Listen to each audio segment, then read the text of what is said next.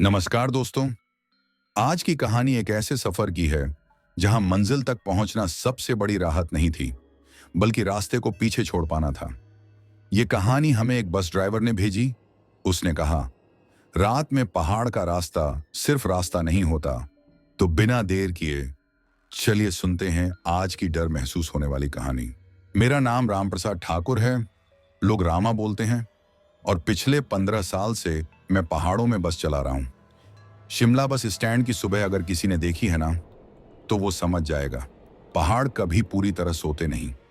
सुबह के करीब 5 बजे थे। ठंडी हवा सीधे कान में घुस रही थी। मैंने जैकेट का कॉलर ऊपर किया और दुर्गा की चाय की टपरी पर जाकर खड़ा हो गया। ओ रामा भाई, आज जल्दी? दुर्गा ने कड़छी हिलाते हुए पूछा। रात की ड्यूटी है आज, आखिरी बस मनाली। उसने 1 सेकंड रुककर मेरी तरफ देखा, फिर बिना कुछ बोले चाय डाल दी। मुझे तब अजीब लगा, पर मैंने ध्यान नहीं दिया। मेरी बस थोड़ी दूर खड़ी थी। हिमालयन क्वीन पुरानी थी, पर पहाड़ पहचानती थी, और मैं उसे। मैंने हाथ फेर कर बोनट थपथपाया। चल आज आराम से जाना, लंबा रास्ता है। पीछे से आवाज आई, आराम से? तेरे साथ? मैं मुड़ा। बद्दू खड़ा था। असली नाम बुद्धूराम, पर पूरे डिपो में बद्दू के नाम से मशहूर। आज फिर मेरी ड्यूटी लगा दी तेरे साथ। किस्मत ही खराब है मेरी। वो हंस रहा था, पर आंखों के नीचे काले घेरे गहरे थे। रात की बस है, सो लेना रास्ते में। मैं सो जाऊं और तू खाई में उतार दे ना भाई। हम दोनों हंस दिए। धीरे धीरे यात्री आने लगे। एक बुजुर्ग साधु, 2 कॉलेज के लड़के, एक परिवार और एक औरत। वो बाकी लोगों से थोड़ा दूर खड़ी थी। अजीब बात यह थी, इतनी ठंड में भी उसने शॉल ठीक से ओढ़ी नहीं थी।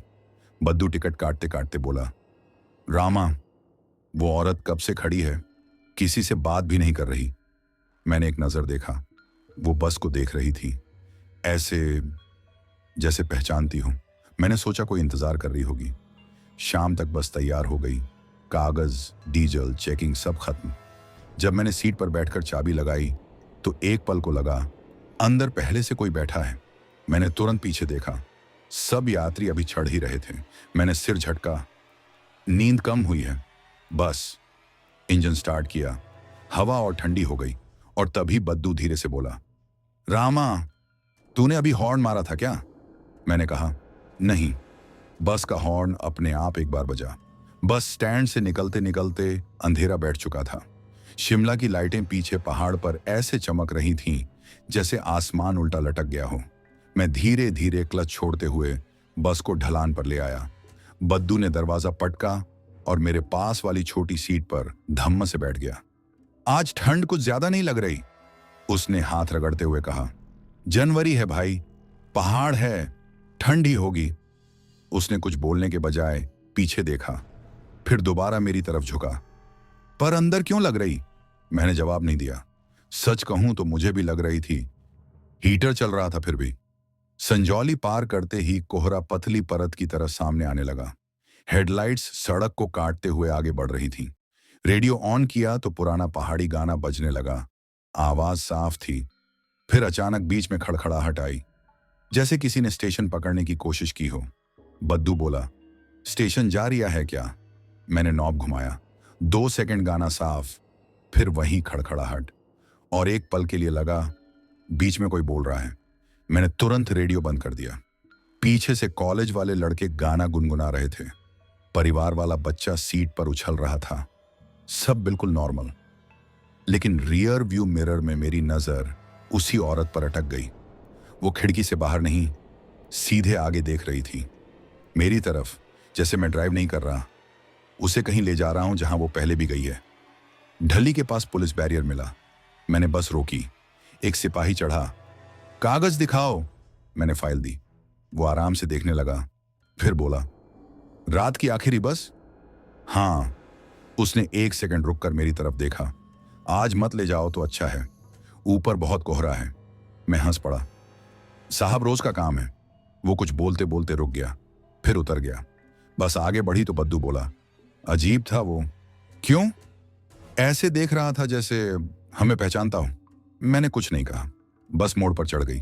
करीब आधे घंटे बाद बद्दू टिकट लेकर पीछे गया। 2 मिनट, 5 मिनट, 10 मिनट। वापस आया तो चुप था। क्या हुआ?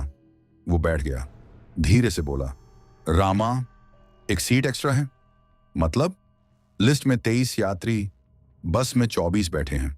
मैंने हंसते हुए कहा, गिनती सीख पहले। 3 बार गिन ली। मैंने शीशे में देखा, सब सीटें भरी थीं।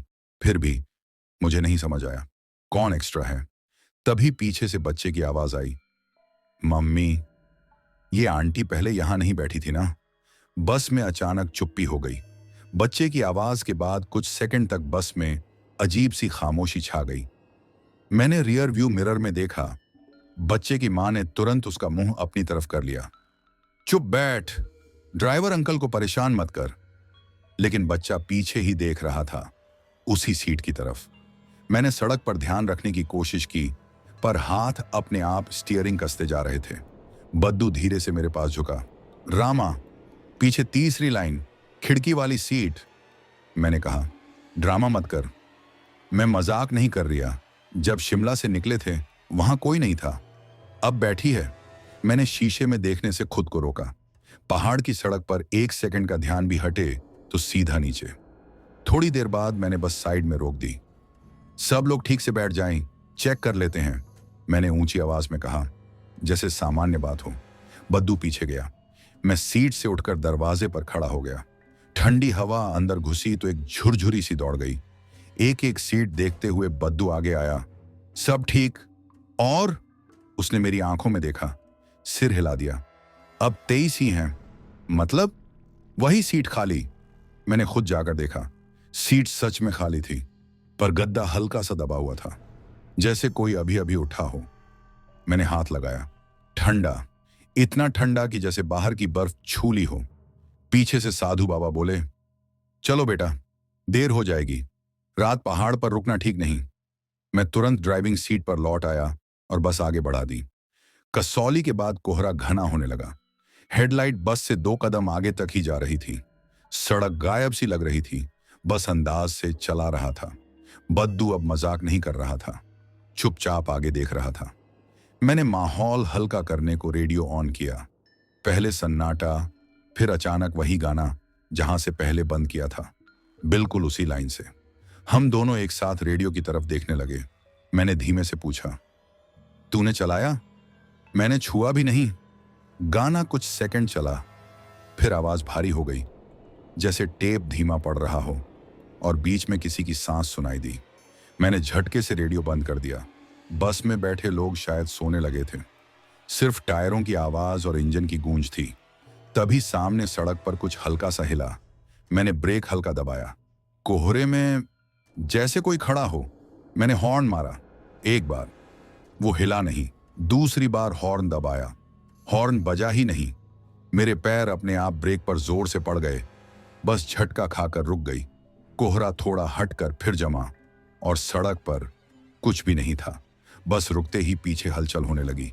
क्या हुआ? क्यों रोकी? किसी ने खिड़की से बाहर झांकने की कोशिश की, पर कोहरे के अलावा कुछ दिख ही नहीं रहा था। बद्दू मेरी तरफ झुककर फुसफुसाया, सामने कोई था ना? मैंने भी देखा। मैंने गहरी सांस ली। छाया होगी, कोहरे में ऐसा लगता है, पर दिल मान नहीं रहा था। मैंने फिर से हॉर्न दबाया। इस बार आवाज आई, पर बहुत धीमी, जैसे दूर कहीं और बजा हो। पीछे बैठे साधु बाबा उठकर दरवाजे तक आए। बेटा आगे बढ़ो, यहां ज्यादा देर मत रुको। उनकी आवाज में घबराहट थी, पर चेहरा शांत। मैंने क्लच छोड़ा, बस धीरे आगे सरकी। कुछ मीटर, फिर सड़क खाली। मैं खुद को समझाने लगा, थकान है, आंखें धोखा दे रही हैं। करीब 20 मिनट बाद एक छोटा ढाबा दिखा, आधा बंद, एक पीली बल्ब लटक रही थी। मैंने बस रोक दी। 5 मिनट चाय, मैंने आवाज लगाई। सब लोग उतरने लगे। ठंडी हवा में सांस से धुआं निकल रहा था। ढाबे वाला बूढ़ा आदमी अंगीठी के पास बैठा था। इतनी रात को? उसने मुझे देखा। रोज का रूट है। उसने बस की तरफ देखा कुछ देर तक, फिर बोला, आज रास्ता भारी है। मैं हंसा। कोहरा है बस। उसने जवाब नहीं दिया। चाय पकड़ा दी। बद्दू धीरे से बोला, रामा, उस औरत को देखा? मैंने मुड़कर बस की तरफ देखा। वही औरत दरवाजे के पास खड़ी थी, पर उतरी नहीं थी। उतर क्यों नहीं रही? बद्दू बोला। मैंने आवाज लगाई, बहन जी चाय पी लो। वो धीरे से मेरी तरफ मुड़ी, 1 सेकंड देखा, फिर अंदर जाकर बैठ गई। मैं वापस मुड़ा। मूड होगा नहीं। हम चाय पीने लगे। अंगीठी की गर्मी अच्छी लग रही थी। ढाबे वाला बोला, कहां तक? मनाली। उसने तुरंत मेरी आंखों में देखा। आज आखिरी बस? मैंने सिर हिलाया। उसने चाय का गिलास धीरे से नीचे रखा। घड़ी क्या कह रही? मैंने कलाई देखी। 9:30। बद्दू बोला। 9 नहीं, 10:20 है। मैंने मोबाइल निकाला। 10:20 में फिर घड़ी देखता रहा। सुई 9:30 पर ही अटकी थी, चल नहीं रही थी। बूढ़ा ढाबे वाला धीरे से बोला, रात लंबी होने वाली है, जल्दी निकल जाओ। बस में वापस चढ़े तो अंदर पहले से ज्यादा ठंड थी। मैंने सीट संभाली, चाबी घुमाई, इंजन तुरंत स्टार्ट हो गया। लेकिन उसी पल पीछे वाली खाली सीट अपने आप हल्की सी दब गई, जैसे कोई बैठा हो। मैंने तुरंत रियर व्यू मिरर देखा। सीट खाली, पर गद्दा धीरे धीरे नीचे जा रहा था, जैसे कोई अभी बैठकर ठीक से टिक रहा हो। मेरे हाथ अपने आप स्टीयरिंग पर कस गए। बद्दू ने भी देख लिया था। उसने कुछ बोलने की कोशिश की, फिर चुप हो गया। मैंने सामान्य आवाज में कहा, सब बैठ गए? दरवाजा बंद कर। वो समझ गया, बाकी यात्रियों के सामने कुछ नहीं बोलना है। बस चल पड़ी। ढाबे की पीली लाइट पीछे धुंध में गायब हो गई। अंदर अजीब बात यह थी, किसी ने कुछ नोटिस नहीं किया। कॉलेज वाले लड़के फोन देख रहे थे, बच्चा सो गया था, साधु बाबा आंख बंद करके बैठे थे। पर उस सीट के ऊपर वाली रॉड हल्की हल्की हिल रही थी, जैसे रास्ता उबड़ खाबड़ हो, जबकि सड़क सीधी थी। करीब 10 मिनट बाद बद्दू टिकट बैग संभालते संभालते मेरे पास आया और बहुत धीरे बोला, रामा, उस सीट का टिकट किसके नाम काटूं? मैंने कहा, कोई नहीं बैठा वहां। तो बैग किसका रखा है? मेरे दिल ने एक झटका खाया। मैंने शीशे में देखा, सीट पर एक छोटा कपड़े का बैग रखा था। हमने बस स्टार्ट करते समय पूरा चेक किया था, वहां कुछ नहीं था। मैंने बस हल्की धीमी की, किसी का बैग है क्या पीछे? कोई जवाब नहीं। बद्दू उठा, बैग उठाने गया। उसने हाथ लगाया, फिर तुरंत पीछे हट गया। क्या हुआ? गीला है, पानी जैसा, पर टपक नहीं रहा। मैं खुद उठ नहीं सकता था, मोड़ शुरू हो चुके थे। मैंने कहा, साइड में रख दे। वो 2 सेकंड खड़ा रहा, फिर बैग वहीं छोड़कर आ गया। नहीं उठा। क्यों? उसने बहुत धीरे कहा। ठंडा नहीं था, गर्म था। बस के अंदर फिर सन्नाटा हो गया। थोड़ी देर बाद बच्चे की नींद खुली। उसने आधी आंख खोलकर पीछे देखा और अपनी मां से बोला, मम्मी, ये आंटी फिर आ गई। मेरे हाथ से स्टीयरिंग हल्का सा डगमगा गया। मैंने हिम्मत करके शीशे में देखा। सीट खाली थी, पर बैग अब सीट के बीच में नहीं, खिड़की के पास रखा था। मैंने तुरंत नजर हटा ली। पहाड़ की सड़क मजाक नहीं होती। डर बाद में भी सकता है, पर अब बस के अंदर का माहौल बदल गया था। बातें धीरे होने लगीं। लोग बिना वजह खिड़की से बाहर देखने लगे, जैसे किसी को महसूस हो रहा हो। बद्दू मेरे पास खड़ा ही रह गया। मैं पीछे नहीं जा रही अब, उसने साफ बोल दिया। काम कर अपना, मैंने कहा, पर आवाज उतनी सख्त नहीं थी जितनी होनी चाहिए थी। थोड़ी देर बाद साधु बाबा खुद उठकर मेरे पास आ गए।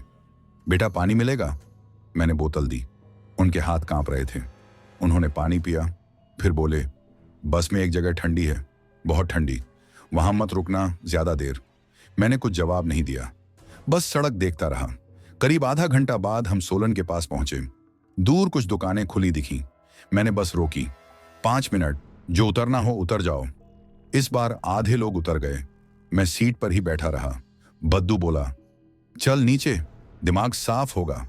मैं अनमने मन से उतरा। सड़क किनारे एक छोटी चाय की दुकान खुली थी। भाप उठ रही थी। रेडियो पर धीमा गाना चल रहा था, साफ, बिना खड़खड़ाहट के। मैंने गिलास हाथ में लिया तो थोड़ा सुकून लगा। अचानक पीछे से एक आवाज आई, भैया, ये बस मनाली जाएगी? मैं मुड़ा। एक आदमी खड़ा था, मैले कपड़े, आंखों के नीचे गड्ढे, हाथ में पुराना टिकट। हाँ, मैंने कहा, पर अभी फुल है। उसने टिकट मेरी तरफ बढ़ाया। मेरी सीट है इसमें। मैंने टिकट लिया। कागज पीला पड़ चुका था। ऊपर लिखा था, शिमला टू मनाली, पर तारीख धुंधली थी। मैंने पूछा, कहाँ बैठे थे? वो बस की तरफ देखने लगा। सीधे उसी खिड़की की तरफ जहां बैग रखा था। बद्दू मेरे पास आकर खड़ा हो गया। मैंने पलटकर बस देखी, दरवाजा बंद था और अंदर की लाइट बंद। जबकि हम उतरते वक्त लाइट ऑन छोड़कर आए थे। मैं जल्दी जल्दी बस की तरफ बढ़ा, दरवाजा खोला, अंदर घुप अंधेरा था। मैंने स्विच ऑन किया, लाइट जली, सीट खाली, बैग गायब। पीछे मुड़कर उस आदमी को देखना चाहा। वो चाय की दुकान के पास अब खड़ा नहीं था। मैं कुछ सेकंड दरवाजे पर ही खड़ा रहा।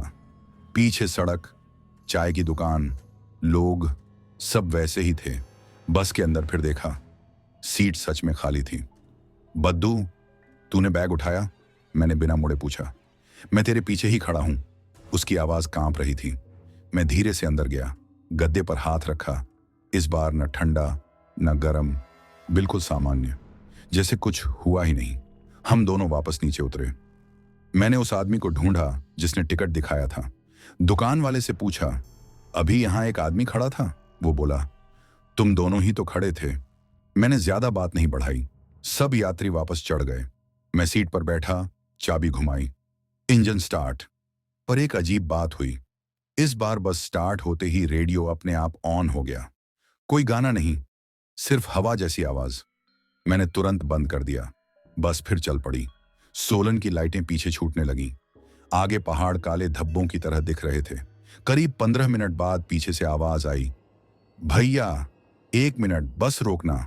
मैंने शीशे में देखा, वही औरत खड़ी थी। पहली बार अपनी सीट से उठी थी। क्या हुआ? मैंने पूछा। मेरा कुछ गिर गया है रास्ते में। अभी गिरा, बस रोको। बद्दू तुरंत बोला। अभी? चलते बस से? वो बोली।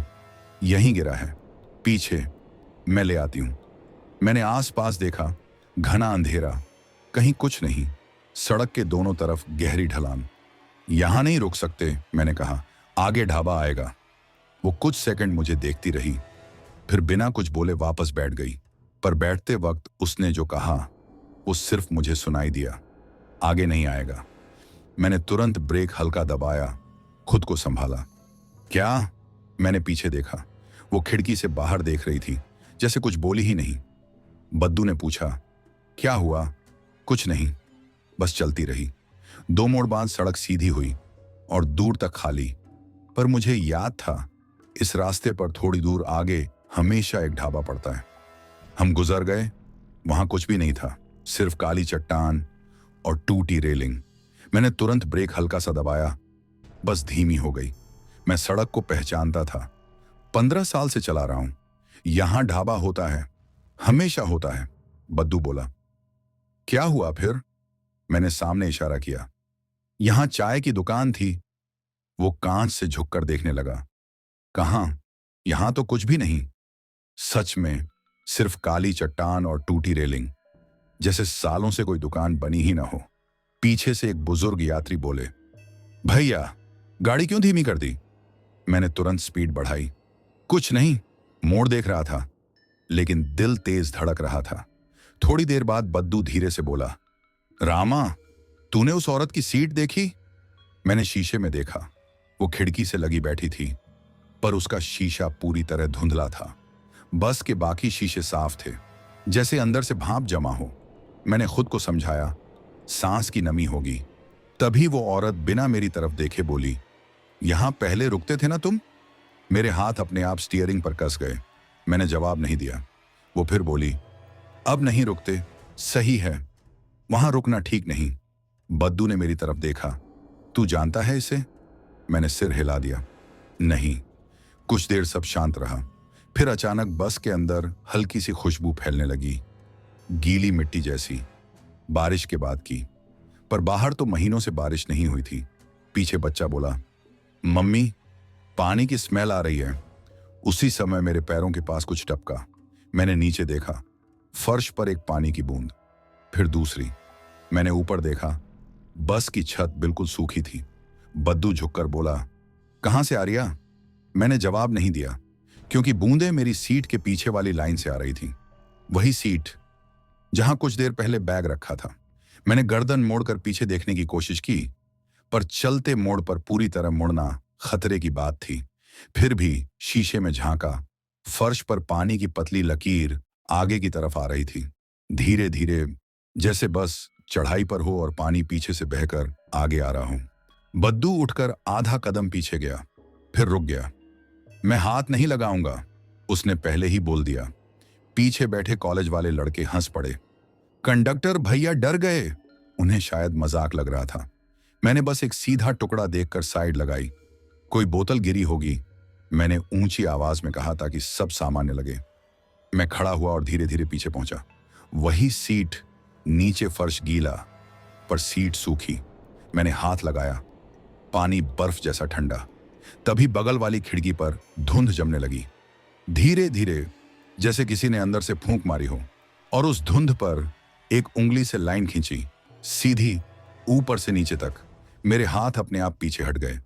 रामा, बद्दू की आवाज आई। मैं कुछ सेकंड वहीं खड़ा रहा, फिर मुड़ा। सब ठीक है, बोतल थी। मैं वापस सीट पर आ गया। बस चल पड़ी। अब कोई कुछ नहीं बोल रहा था। इंजन की आवाज भी जैसे भारी लगने लगी थी। करीब 10 मिनट बाद पीछे से फिर वही औरत की आवाज आई, रुको। इस बार उसने तेज कहा। मैंने बिना पीछे देखे पूछा, क्या हुआ? पानी बह रहा है, किसी को दिख नहीं रहा क्या? मेरे हाथ ठिठक गए, क्योंकि मैंने किसी यात्री को पानी के बारे में नहीं बताया था। मैंने शीशे में देखा। वो पहली बार सीधे मेरी तरफ देख रही थी और धीरे से बोली, तुम्हें याद नहीं, पर यह रास्ता याद रखता है। उसके शब्द कान में अटक गए। ये रास्ता याद रखता है। मैंने कुछ जवाब नहीं दिया, बस की रफ्तार स्थिर रखी। पहाड़ की रात में कई बार लोग अजीब बातें कर देते हैं। खुद को यही समझा रहा था। बद्दू धीरे से बोला, रामा, मुझे अच्छा नहीं लग रहा। शांत बैठ, मैंने कहा। थकान है सबको। पर सच ये था, थकान मुझे भी नहीं लग रही थी अब। नींद गायब हो चुकी थी। कुछ देर बाद सामने सुरंग दिखी, पुरानी वाली छोटी टनल, जहां बस जाते वक्त हमेशा हॉर्न देना पड़ता है। मैंने हॉर्न दबाया। आवाज आई, पर अजीब गूंज के साथ, जैसे सुरंग के अंदर से पहले ही कोई हॉर्न बजा हो, और मेरा उसके बाद। बद्दू बोला, सुना? मैंने जवाब नहीं दिया, बस अंदर ले गया। सुरंग छोटी थी, 10 सेकंड का रास्ता, पर इस बार हेडलाइट की रोशनी आगे पूरी नहीं पहुंच रही थी, बीच में ही धुंधला रही थी। बस के अंदर अचानक बहुत ठंड हो गई। पीछे बैठे बच्चे ने रोना शुरू कर दिया। उसकी मां उसे चुप कराने लगी। कुछ नहीं है बेटा, अंधेरा है बस। इसी बीच रेडियो अपने आप ऑन हो गया। कोई गाना नहीं, धीमी धीमी फुसफुसाहट, जैसे बहुत सारे लोग एक साथ धीरे बोल रहे हों। मैंने हाथ बढ़ाकर बंद करना चाहा, स्विच बंद था, फिर भी आवाज आ रही थी। सुरंग खत्म होने का मोड़ नहीं आ रहा था। मैंने स्पीड थोड़ा बढ़ाई। इतनी लंबी तो नहीं होती ये, बद्दू बुदबुदाया। मैं कुछ बोल पाता उससे पहले अचानक सामने रोशनी दिखी। बस बाहर निकल आई। मैंने राहत की सांस ली और आदतन घड़ी देखी। सुई अभी भी 9:30 पर अटकी थी, पर मोबाइल की स्क्रीन अपने आप जल गई। 3:13 AM। मैंने तुरंत मोबाइल फिर देखा, 3:13 ही था। बद्दू, तेरे फोन में टाइम क्या है? उसने जेब से फोन निकाला। स्क्रीन जली, उसका चेहरा एकदम सफेद पड़ गया। 3:13। मैंने गाड़ी नहीं रोकी, बस चलती रही। पर सड़क कुछ अलग लग रही थी। कोहरा नहीं था अब, फिर भी दूर तक साफ दिखाई नहीं दे रहा था, जैसे रोशनी निगल ली जा रही हो। पीछे बैठे लोग भी शांत थे। अजीब बात, कोई सो नहीं रहा था, पर कोई बात भी नहीं कर रहा था। मैंने माहौल सामान्य करने को बोला, आगे ढाबा आएगा, वहां रुकेंगे। तभी पीछे से एक आदमी की आवाज आई, रुकना मत। मैंने शीशे में देखा, वही आदमी जिसने सोलन में पुराना टिकट दिखाया था, अब बस की आखिरी सीट पर बैठा था। मेरी उंगलियां स्टीयरिंग पर जम गईं। बद्दू ने धीरे पूछा, किससे बात कर रिया? मैंने कुछ नहीं कहा। वो आदमी फिर बोला, जहां उतरना था उतर चुके हैं हम, अब मत रोकना। बस में बाकी किसी ने उसकी तरफ देखा तक नहीं। मैंने हिम्मत करके पूछा, तू चढ़ा कब? उसने हल्की मुस्कान दी, तुम्हें याद नहीं रहेगा। सड़क अचानक ढलान में बदल गई, जबकि मुझे पता था यहां चढ़ाई आती है। मैंने ब्रेक हल्का दबाया, बस वैसे ही चलती रही। स्पीड कम नहीं हुई। मेरे हाथों में पसीना आ गया। पीछे बच्चा फिर बोला, मम्मी, ये अंकल पहले भी बैठे थे ना? मां ने पीछे देखा। कौन अंकल? बच्चे ने उंगली उसी सीट की तरफ की वहां कोई नहीं था। मैंने शीशे में देखा, सीट खाली। मैंने तुरंत आगे देखा, पर कान के बिल्कुल पास धीमी आवाज आई, सीधे चलाते रहो, मुड़ना मत, इस बार सही रास्ते जाना है। मेरे हाथ स्टीयरिंग पर वैसे ही जमे रहे। मैंने सिर हल्का सा हिलाया, जैसे कान के पास की आवाज को झटक दूं। सामने सड़क सीधी जा रही थी, पर मुझे साफ याद था, यहां अगला मोड़ दाईं तरफ आता है। मैंने स्पीड कम की। बद्दू बोला, क्या हुआ? मोड़ आने वाला है। वो खिड़की से झुककर देखने लगा। कहां? सीधी है सड़क। मैंने फिर देखा। सच में सड़क सीधी दिख रही थी, लेकिन मेरे दिमाग में उस मोड़ की पूरी तस्वीर थी। बाईं तरफ टूटी रेलिंग, दाईं तरफ पत्थर। मैं सैकड़ों बार निकल चुका था यहां से। दिल ने कहा, मोड़ लो। कान के पास वही धीमी आवाज, सीधे। मैंने झटके से स्टीयरिंग दाईं तरफ घुमा दिया। बस उछली, टायरों से चीख की आवाज निकली, और हेडलाइट ने सामने जो दिखाया, वहां सड़क खत्म थी। बस आधी किनारे पर आकर रुक गई। पीछे चीखें गूंज उठी। बच्चा रोने लगा। बद्दू सीट पकड़कर खड़ा रह गया। रामा, पागल हो गया क्या? मेरी सांसें तेज हो रही थीं। अगर मैं सीधे चलता तो बस खाली हवा में जाती। मैं धीरे धीरे बस पीछे ली। अब सामने सच में वही मोड़ था, दाईं तरफ मुड़ती सड़क, जो कुछ सेकंड पहले दिखाई ही नहीं दे रही थी। पीछे सन्नाटा छा गया। तभी वो औरत उठकर मेरे पास आई, पहली बार इतनी पास। उसने बहुत धीमे कहा, गलत रास्ते बुलाते हैं, सबको बुलाते हैं। मैंने पूछा, तुम्हें कैसे पता? वो मेरी आंखों में देखते हुए बोली। मैं उत्तर नहीं पाई थी उस रात। मेरे गले में शब्द अटक गए। कौन सी रात? उसने जवाब नहीं दिया। वापस अपनी सीट पर चली गई। मैंने शीशे में देखा, जहां वो बैठी थी, उसकी खिड़की के बाहर कुछ देर तक पहाड़ नहीं, सिर्फ अंधेरा चल रहा था। बस फिर धीरे धीरे आगे बढ़ी, पर अब मैं हर मीटर नापकर चला रहा था। सड़क वहीं थी, फिर भी वैसी नहीं लग रही थी। काफी देर तक कोई कुछ नहीं बोला। करीब 20 मिनट बाद सामने दूर हल्की रोशनी दिखी। मैंने राहत की सांस ली। मंडी का छोटा बस स्टॉप आने वाला था। रुकेंगे वहां, मैंने ऊंची आवाज में कहा। इस बार किसी ने जवाब नहीं दिया, पर सब जैसे इंतजार कर रहे थे। बस स्टॉप पास आया, पर वहां कोई बस नहीं, कोई दुकान नहीं, सिर्फ एक पुरानी शेड और बुझा हुआ बल्ब। मैंने फिर भी बस रोक दी। दरवाजा खोला। ठंडी हवा अंदर आई, और उसी के साथ हल्की सी गीली मिट्टी की वही खुशबू। बद्दू उतरने ही वाला था कि पीछे से वही औरत बोली, मत उतरना। वो रुक गया। मैंने पूछा, क्यों? वो बोली, यहां कोई नहीं रुकता अब। मैंने बाहर देखा, पूरा खाली, बिल्कुल खाली। फिर भी मुझे साफ सुनाई दे रहा था, जैसे बहुत सारे लोग धीरे धीरे बातें कर रहे हों, पर शब्द समझ नहीं आ रहे। मैंने ध्यान हटाने को जोर से आवाज लगाई, चाय? कोई है? कोई जवाब नहीं, लेकिन शेड के अंदर लगी बेंच अपने आप हल्की सी हिली। बद्दू ने मेरा हाथ पकड़ लिया। चल चल चल, यहां नहीं रुकना। मैं तुरंत सीट पर बैठा, दरवाजा बंद किया, बस आगे बढ़ा दी। कुछ मीटर बाद मैंने आदतन शीशे में देखा। बस स्टॉप अब खाली नहीं था। शेड के नीचे कई लोग खड़े थे, सब बस को जाते देख रहे थे। मैंने तुरंत नजर आगे कर ली, लेकिन हाथ कांप गए थे। बद्दू मेरी तरफ झुककर फुसफुसाया, तूने भी देखा ना? मैंने बस इतना कहा, पीछे मत देख। बस की स्पीड मैंने थोड़ा बढ़ा दी।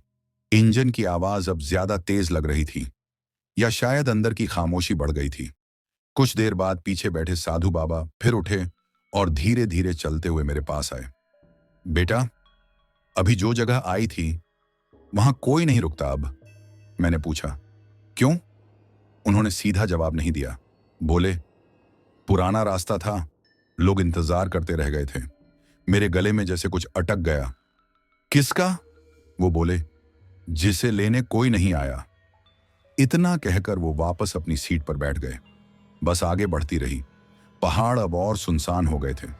मोबाइल नेटवर्क कब से गायब था पता ही नहीं चला। अचानक पीछे हलचल हुई। कॉलेज वाला लड़का बोला, भैया, पीछे कोई दरवाजा खटखटा रहा है। मैंने सोचा मजाक कर रहे होंगे, बस चल रही है, बाहर कौन होगा। पर फिर मुझे भी सुनाई दिया, टप टप टप। जैसे बस के पीछे कोई हथेली से हल्का हल्का मार रहा हो। बद्दू ने डर कर पीछे देखने की कोशिश की। खिड़की से कोई लटका तो नहीं? मैंने सख्ती से कहा। बैठ जा।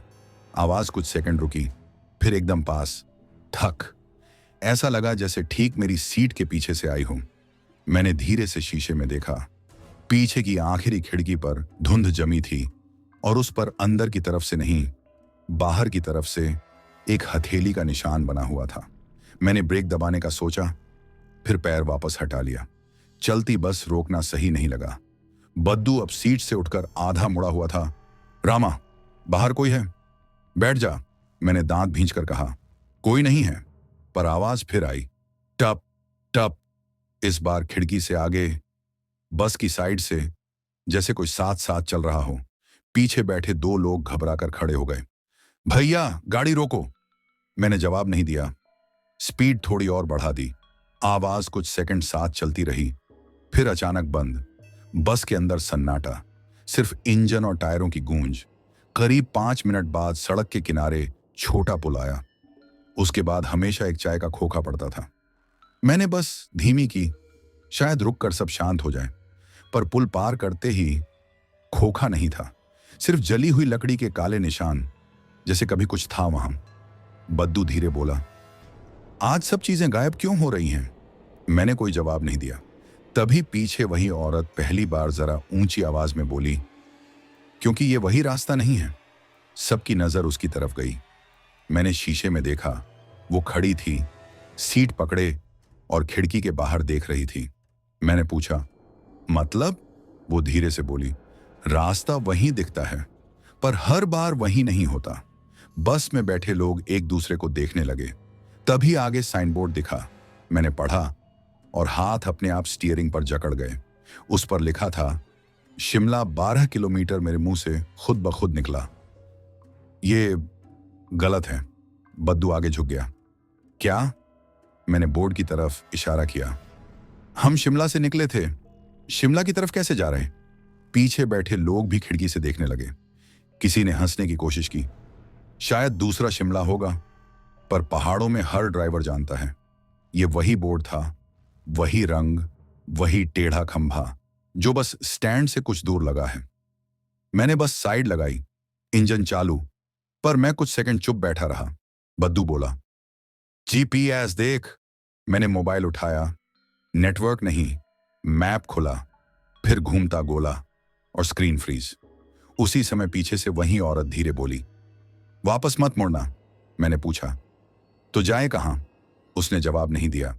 मैं बस से उतरा।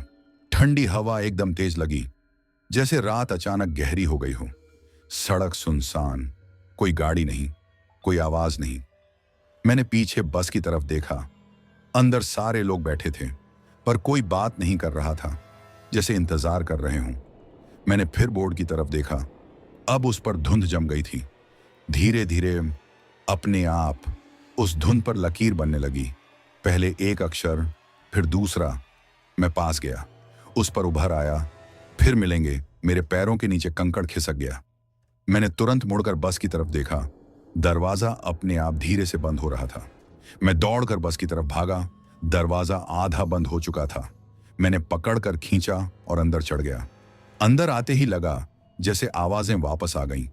हल्की खुसर फुसर, कपड़ों की सरसराहट, सीटों की चरमराहट।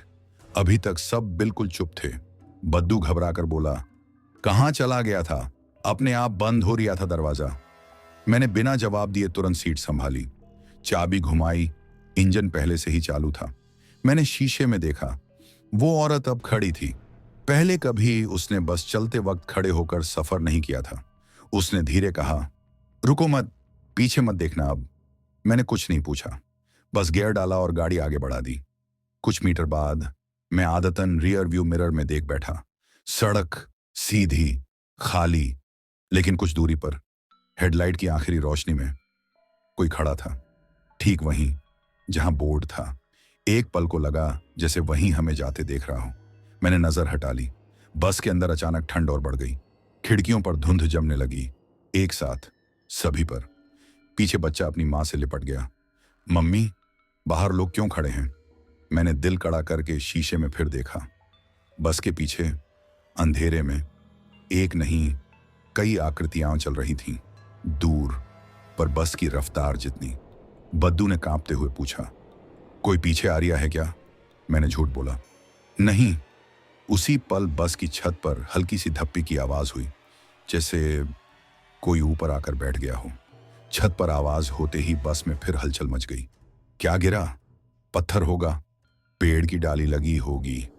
सब अपने अपने जवाब ढूंढ रहे थे, पर कोई खिड़की से ऊपर देखने की हिम्मत नहीं कर रहा था। बद्दू ने धीरे से कहा, रामा, स्पीड मत कम करना। मैंने वैसे ही पकड़े रखा स्टीयरिंग। दिल कह रहा था बस रोक कर देखूं, दिमाग कह रहा था नहीं। कुछ सेकंड बाद धप्पा।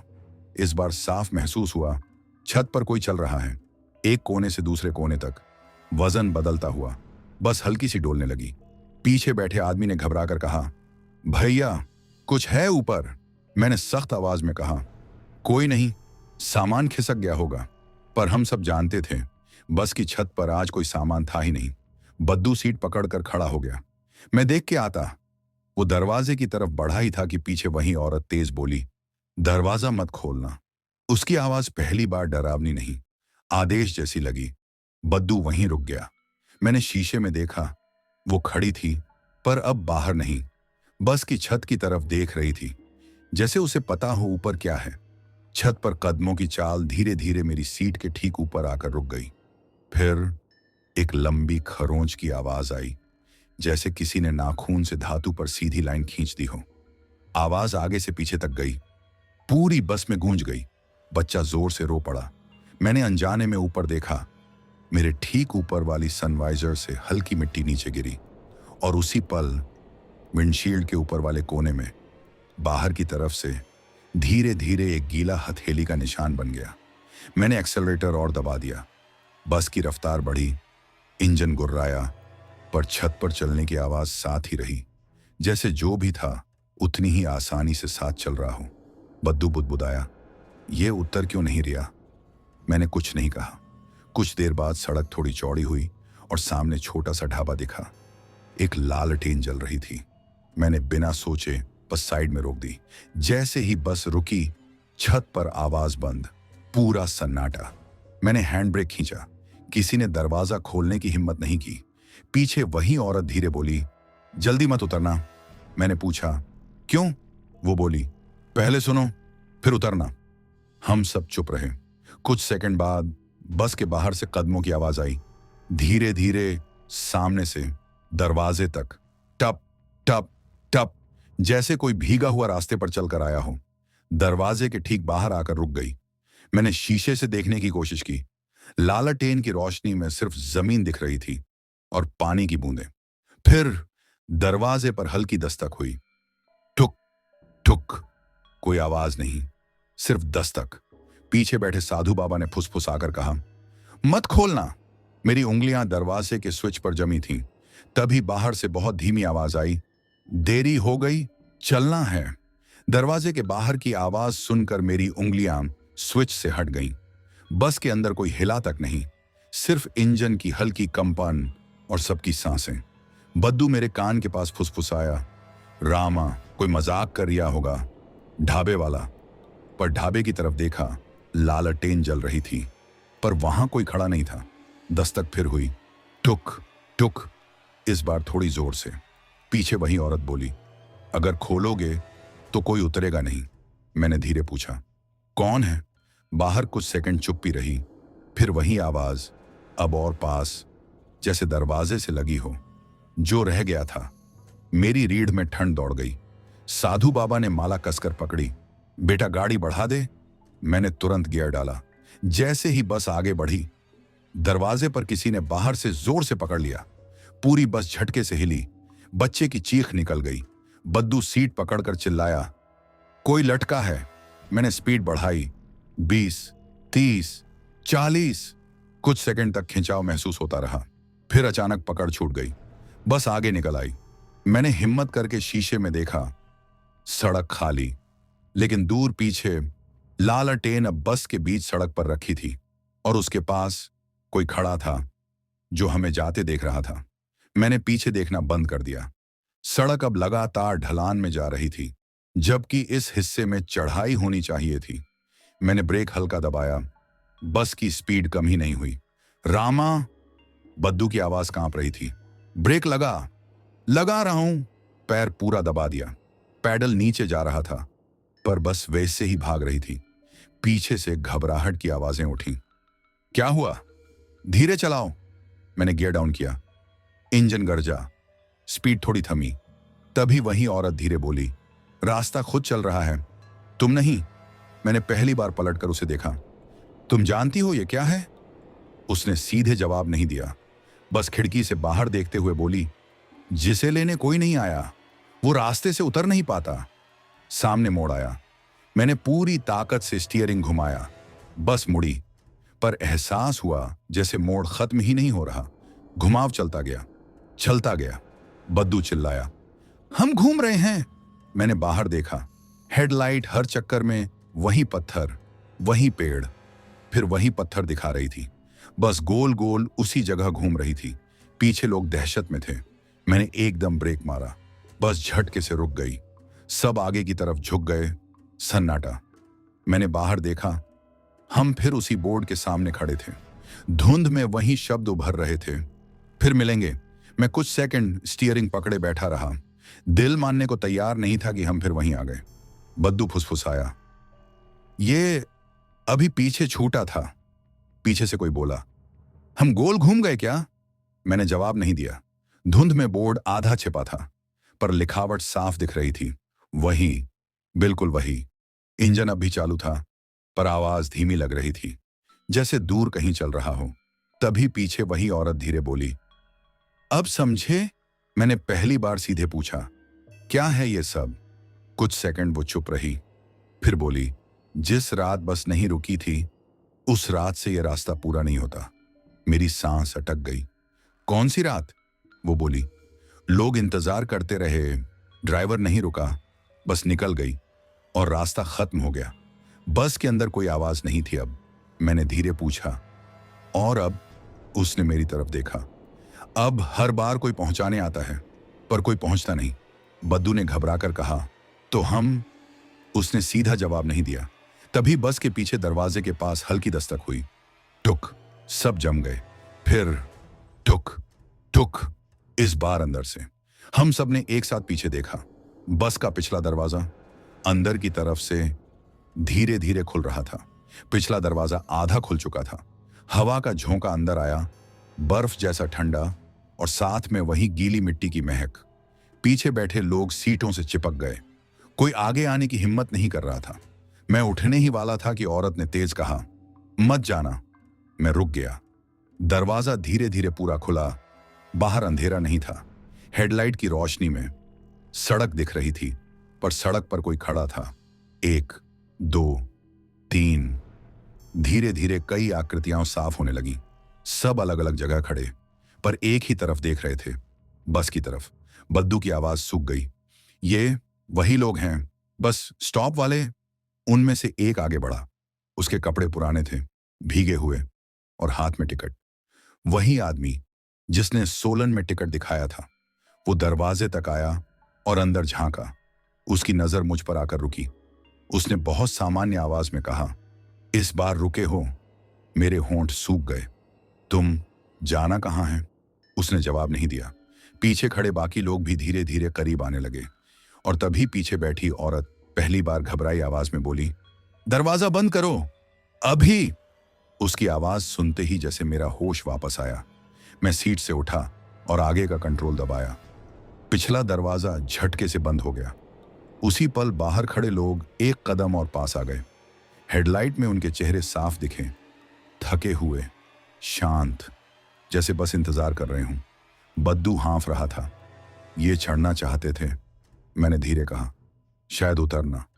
बस के अंदर फिर वही सन्नाटा। मैंने औरत की तरफ देखा, ये लोग कौन हैं? कुछ सेकंड वो चुप रही, फिर बोली, यात्री जो पहुंचे नहीं। मेरी पकड़ स्टीयरिंग पर कस गई। और हम? उसने पहली बार सीधा जवाब दिया, तुम हर बार पहुंचते हो, इसीलिए वापस आते हो। मेरे गले में शब्द अटक गए। तभी सामने का रास्ता, जो अब तक धुंध में बंद था, धीरे धीरे साफ होने लगा।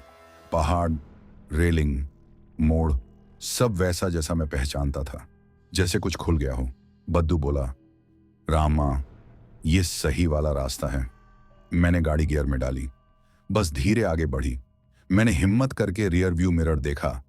जहां अब भी लोग खड़े थे, वहां अब कुछ भी नहीं था, सिर्फ खाली सड़क। पर सीटों पर बैठे यात्रियों में एक कमी थी। वो औरत अब अपनी सीट पर नहीं थी, बस आगे बढ़ती रही। अब सड़क पूरी तरह पहचान में आ रही थी। वही मोड़, वही पेड़, वही टूटी रेलिंग, जैसे कुछ हुआ ही नहीं। पर बस के अंदर अजीब सन्नाटा था। किसी ने उस औरत के बारे में कुछ नहीं पूछा। मैंने खुद पूछा, पीछे वाली बहन जी कहाँ उतरी? परिवार वाले आदमी ने हैरानी से देखा। कौन बहन जी? बच्चा बोला, वो जो खिड़की वाली। मां ने तुरंत उसे चुप करा दिया। कोई नहीं था वहां बेटा, सो जाओ। मैंने शीशे में देखा, सीट खाली, गद्दा बिल्कुल सीधा, जैसे कभी कोई बैठा ही नहीं। बद्दू धीमे बोला, रामा, टिकट गिन। उसने बैग पकड़ा, गिनती की, फिर मेरी तरफ देखा। हम शुरू से इतने ही थे। मेरे पास कोई जवाब नहीं था। कुछ देर बाद दूर लाइटें दिखीं, मनाली का बाहरी इलाका। जैसे ही पहली दुकान पास आई, मोबाइल में नेटवर्क आ गया। रेडियो अपने आप ऑन हुआ। इस बार साफ गाना। बस में बैठे लोग सामान्य होने लगे। बातें, खिंचाव, जैसे लंबी नींद से उठे हों। मैंने बस स्टैंड में गाड़ी लगा दी। एक एक कर सब उतर गए। बच्चा जाते जाते मुझे देखकर मुस्कुराया। अब रास्ता याद नहीं रखेगा ना? मैं कुछ बोल नहीं पाया। सब चले गए, मैं और बद्दू अकेले रह गए। वो बोला, चाय? मैंने सिर हिलाया। हम दोनों उतरे।